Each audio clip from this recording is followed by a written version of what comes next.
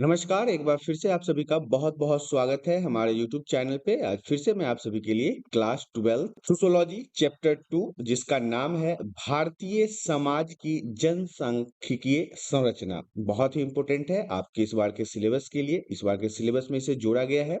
काफ़ी महत्वपूर्ण चैप्टर है, तो आइए शुरुआत करते हैं क्लास 12 के सोशियोलॉजी चैप्टर 2 जिसका नाम है भारतीय समाज की जनसांख्यिकीय संरचना। सबसे पहला स्लाइड हमारा कहता है जनसांख्यिकीय संबंधी कुछ सिद्धांत एवं संकल्पनाएं। तो सबसे पहला पॉइंट इसमें आपको पढ़ना है थॉमस रॉबर्ट माल्थस की जो जनसंख्या वृद्धि का सिद्धांत था ये पढ़ना है। तो ये आपका VVI रहेगा, वेरी वेरी इंपॉर्टेंट कि थॉमस रॉबर्ट माल्थस ने जनसंख्या के वृद्धि का सिद्धांत क्या दिया था। ये 1766 से 1834 तक थॉमस रॉबर्ट माल्थस की जो जीवन काल थी वो थी। और इसमें आपको पढ़ना है कि जो जनसंख्या होती है, जो ज्यामितीय बढ़ने की जो अनुपात होता है जनसंख्या का, वो माल्थस ने कहा था कि ये 2, 4, 8, 16, 32 के हिसाब से बढ़ता है। मतलब कि ये दोगुना होता है, डबल के हिसाब से जनसंख्या बढ़ती है। किसने कहा था? थॉमस रॉबर्ट माल्थस ने कहा था। इन्होंने कहा था कि जनसंख्या तो दोगुने की रफ्तार से बढ़ती है और कृषि उत्पादन जो है, जो खेती होता है, जो किसानों के द्वारा उपज होता है, उसमें जो वृद्धि होता है वो गणितीय समांतर के रूप में होती है। जैसे 2, 4, 6, 8, 10 इस हिसाब से बढ़ोतरी होती है। मतलब कि 2 के अनुपात में इसका बढ़ोतरी होता है। तो इसमें माल्थस का कहना ये था कि जिस प्रकार से जनसंख्या बढ़ रही है और खाद्य उत्पादन बढ़ रहा है, इसमें असंतुलन पैदा हो रहा है क्योंकि जनसंख्या तो बहुत तेजी से बढ़ रहा है और इनके साथ-साथ जनसंख्या के बढ़ने के साथ-साथ जो खाद्य सामग्री है वो नहीं बढ़ रहा है। जो पैदावार है वो नहीं बढ़ रहा है। किसानों द्वारा उपज को उस हिसाब से नहीं बढ़ाया जा रहा है। तो इसमें क्या होता है? असंतुलन पैदा होता है। समृद्धि बढ़ाने के लिए जनसंख्या वृद्धि को नियंत्रित किया जाए। मतलब उन्होंने कहा है कि यदि आपको अर्थव्यवस्था को मजबूत करना है तो इसके लिए आपको जनसंख्या को नियंत्रण करना होगा। यहाँ पे 2 बातें उभर के सामने आती है, या तो आप जनसंख्या को कम कर लें या उपज को फिर ज्यामितीय अनुपात के हिसाब से ही बढ़ाएँ, जैसे जनसंख्या बढ़ रहा है, लेकिन वैसा तो हो नहीं रहा है। तो इसी में असंतुलन पैदा हो रहा है, लोगों को भोजन की कमी हो रही है, लोगों के परिवार के अंदर अर्थव्यवस्था गिरती हुई नज़र आ रही है। तो ये थॉमस रॉबर्ट माल्थस के जनसंख्या वृद्धि का सिद्धांत था, ये काफ़ी इम्पोर्टेंट है। इसके अलावा माल्थस ने जनसंख्या नियंत्रण को 2 प्रकार से प्रतिबंध का उल्लेख किया। मतलब किस प्रकार से जनसंख्या को कम किया जा सकता है, जनसंख्या को रोका जा सकता है। तो पहला तो पॉइंट उन्होंने कहा है कि प्राकृतिक निरोध और अवरोध। मतलब प्रकृति से करेगा, जैसे अकाल हो गया, भूकंप हो गया, बाढ़ हो गया, युद्ध हो गया, बीमारी हो गया, इन सभी के माध्यम से जनसंख्या को प्रकृति खुद ब खुद एनवायरनमेंट नेचर रोक लगा देता है। आपको पता है कि अकाल से भी काफ़ी लोगों की मृत्यु होती है, भूकंप से भी काफ़ी लोगों की मृत्यु होती है, बाढ़ से, युद्ध से, बीमारी से, इनसे लोगों का जनसंख्या कंट्रोल होता है और इस प्रकार के जनसंख्या कंट्रोल को हम प्राकृतिक निरोध या अवरोध के नाम से जानते हैं। ये सारी बातें थॉमस रॉबर्ट माल्थस ने ही कहा था। दूसरा विधि भी थॉमस रॉबर्ट माल्थस ने बताया है कि जैसे कि अगर आप जनसंख्या में रोक लगाना चाहते हैं तो बड़ी उम्र में विवाह करें। इसमें क्या होता है कि अगर आप बड़ी उम्र में विवाह करते हैं, अगर आपकी आयु ज़्यादा होती है तो इसमें बच्चा पैदा करने की जो क्षमता होती है वो कम हो जाता है। यदि आप कम उम्र में शादी कर लेते हैं तो इसमें जनसंख्या वृद्धि होने की संभावना अत्यधिक हो जाती है। यौन संयम रखें, मतलब बच्चा पैदा करने की विधि पर खुद को कंट्रोल रखें। आप इससे भी अपने आस-पास, अपने देश में, अपने अर्थव्यवस्था में जनसंख्या को संयम रख सकते हैं।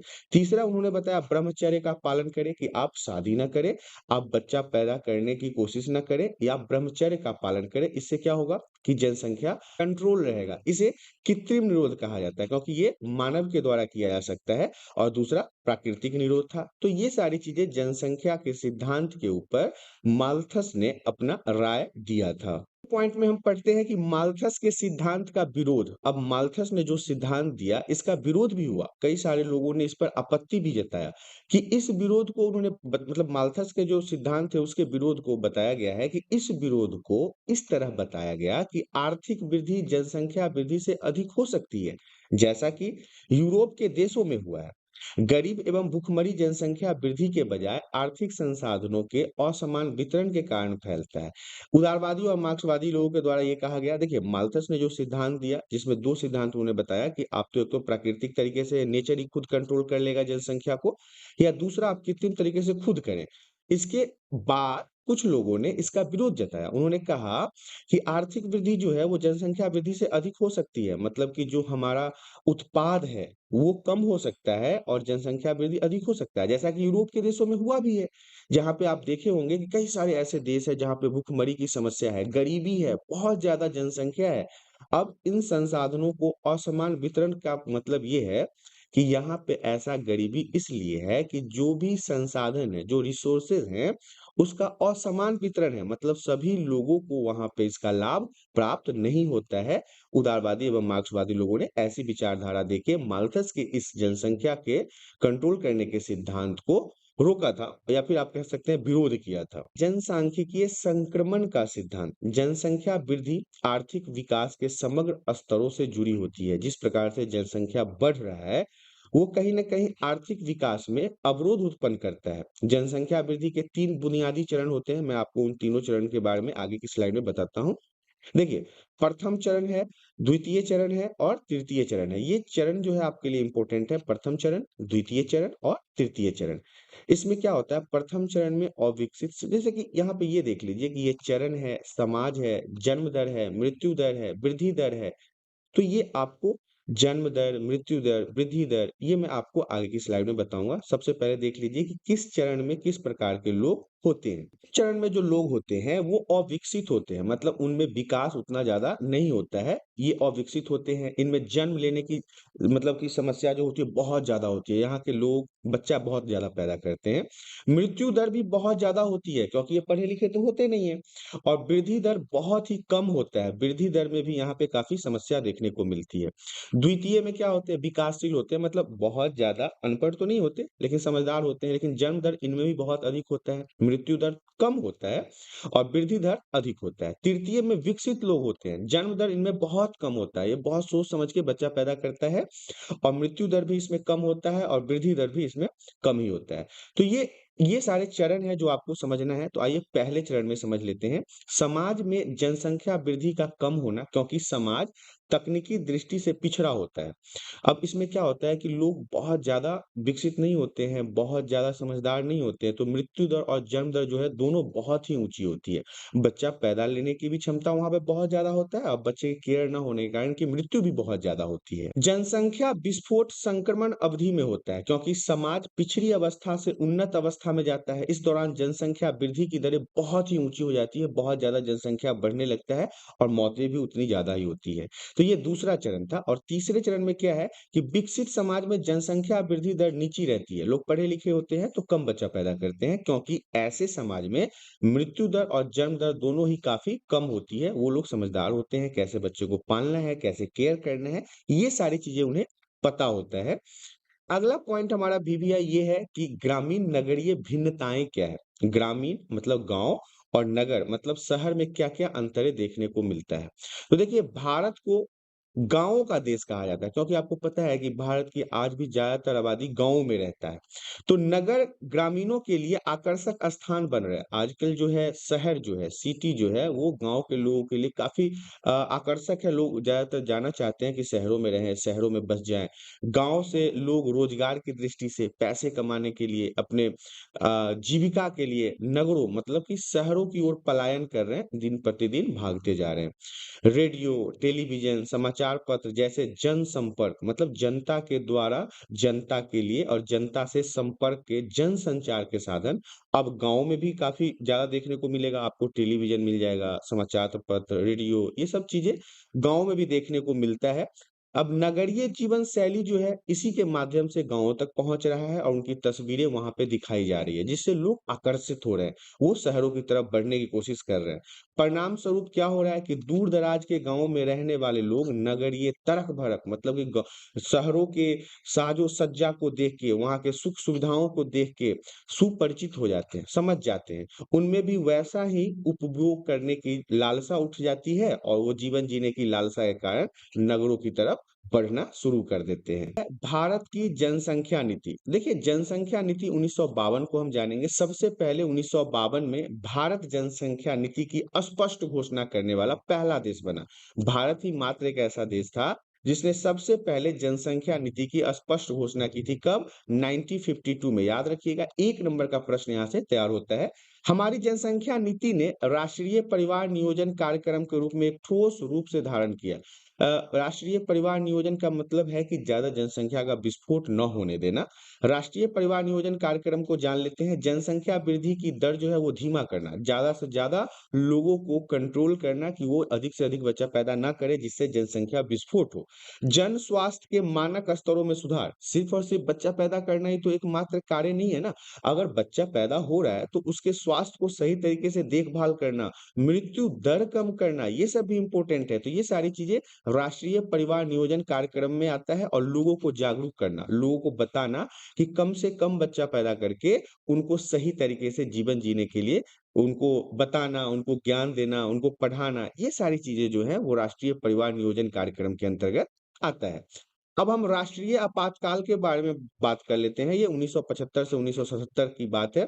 परिवार नियोजन कार्यक्रम को गहरा धक्का लगा। किससे? राष्ट्रीय आपातकाल से। क्योंकि यहाँ पे क्या हुआ, जब आपातकाल लगा तो जबरदस्ती लोगों को पुरुषों में नसबंदी किया जाने लगा। मतलब उनको मेडिकल रूप से ऐसा ट्रीटमेंट दिया गया जिससे उनके बच्चा पैदा करने की क्षमता कम हो जाए या बिल्कुल खत्म ही हो जाए। महिलाओं में नलिका बंदी कर दिया गया, क्योंकि जैसा कि आप सभी को पता है कि स्पर्म के आपस में मिलने से ही भ्रूण का निर्माण होता है। तो महिला और पुरुष दोनों में ही ये रास्ता ही बंद कर दिया गया जिससे वो बच्चा पैदा कर सकते थे। तो ये राष्ट्रीय आपातकाल भी आपके लिए इम्पोर्टेंट है, इसे भी आप सही तरीके से याद कर लीजिएगा। जन्म दर क्या होता है? तो देखिए, एक वर्ष में, एक साल में प्रति 1000 व्यक्तियों पर जीवित जन्मे बच्चों की संख्या जन्म दर कहलाता है।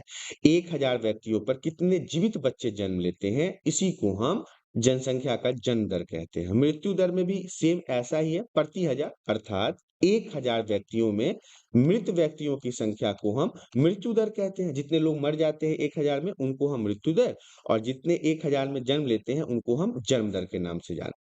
प्राकृतिक वृद्धि दर या जनसंख्या वृद्धि दर। देखिए, जन्म दर एवं मृत्यु दर के बीच का अंतर ही, यह अंतर को शून्य से या कम होता है। देखिए, जब जन्म दर हो या मृत्यु दर हो, आपने दोनों यहाँ पे ऊपर देख लिया है कि जन्म दर किसे कहते हैं और मृत्यु दर किसे कहते हैं।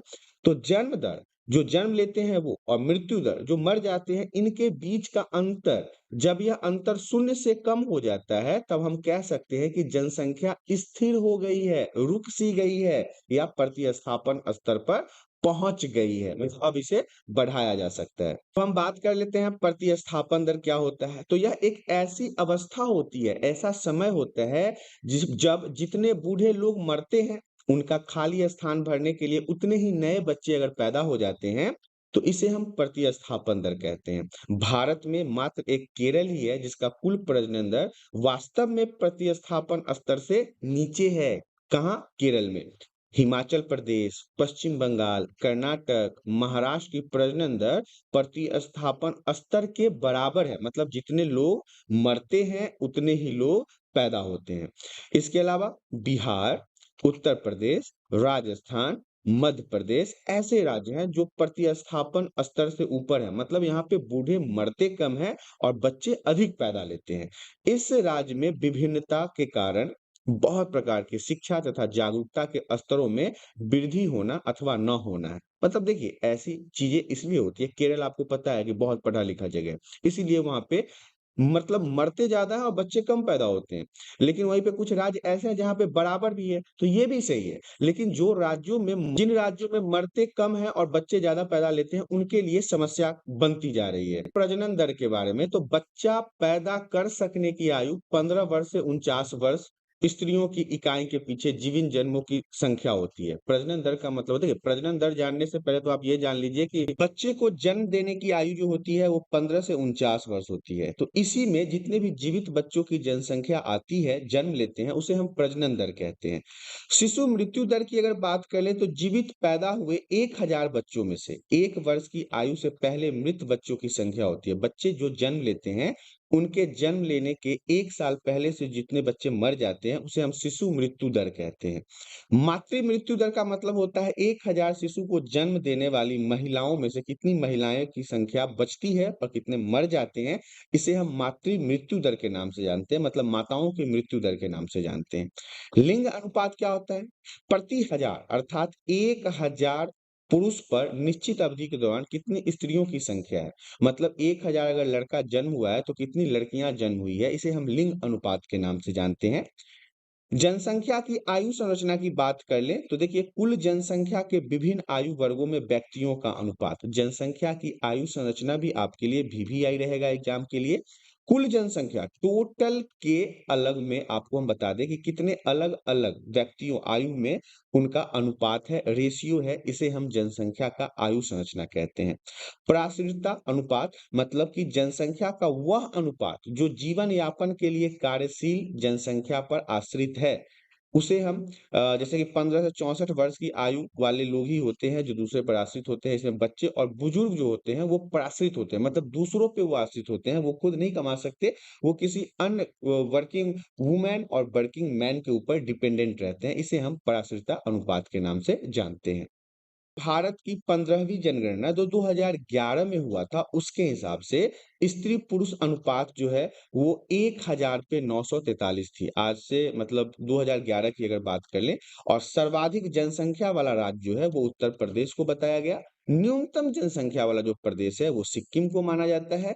अधिकतम मातृत्व मृत्यु दर वाला राज्य जो है, वो उत्तर प्रदेश है, जहाँ पे सबसे ज़्यादा जन्म देने के समय महिलाओं की मृत्यु होती है। न्यूनतम मातृत्व मृत्यु दर वाला जो है वो केरल है, पढ़ा-लिखा राज्य है इसलिए यहाँ पे मृत्यु बहुत ही कम होती है। सर्वाधिक शिशु मृत्यु दर वाला राज्य जो है वो मध्य प्रदेश है जहाँ पे सबसे ज़्यादा शिशुओं की मृत्यु होती है। न्यूनतम शिशु मृत्यु दर वाला राज्य जो है वो मणिपुर को माना जाता है। साक्षरता में पुरुष जो है वो 80% और महिलाएँ 64% पढ़ी-लिखी है हमारे पूरे भारत में। सबसे बड़ा क्षेत्रफल में जो राज्य है वो राजस्थान को माना गया और सबसे छोटा राज्य जो है वो गोवा को माना गया। ये सारी चीज़ें भी आप याद रखिएगा, 1 नंबर में ऑब्जेक्टिव में आपसे प्रश्न पूछा जा सकता है। क्लास 12 चैप्टर 2 सोशियोलॉजी जो काफ़ी महत्वपूर्ण चैप्टर है जिसका नाम है भारतीय समाज की जनसांख्यिकीय संरचना, यहाँ पे समाप्त हो गया।